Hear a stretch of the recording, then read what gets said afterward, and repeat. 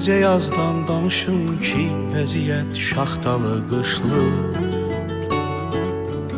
Necə mən bayram edim ki, bir ananın gözü yaşlı.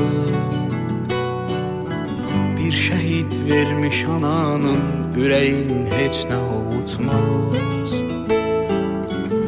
Onları heç kim unutmaz. Sigaret birbirinin ardına qəndən calanarmış. Atanın kalbi yanan ateşe parmağda yanarmış. Bu yanan kalbine bir söz ne de bir cümle soyutmaz. Onları hiç kim unutmaz. Onları hiç kim unutmaz. Bu derdi yazan sanmaq mı olar? Otsuz bu kadar yanmaq mı olar? Siz can verdiniz, bizler yaşaya. Hiç hakkınızı danmaq mı olar? Bu derdi yazan sanmaq mı olar? Otsuz bu kadar yanmaq mı olar? Siz can verdiniz, bizler yaşayan.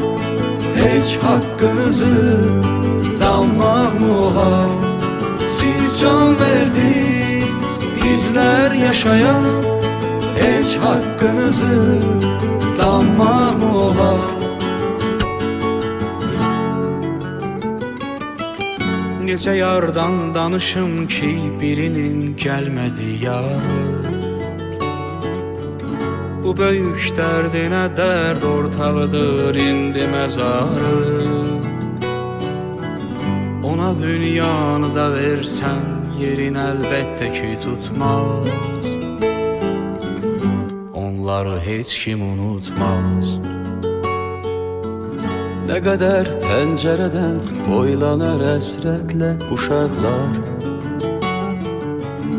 Üşüder ruhunu hamlan dolu gözler, boş otaqlar. Uşaq ağlıyla ne bilsin ki atam gitti qayıtmaz. Onları hiç kim unutmaz. Onları kimse unutmaz. Bu derdi yazan sanmaq mı olar?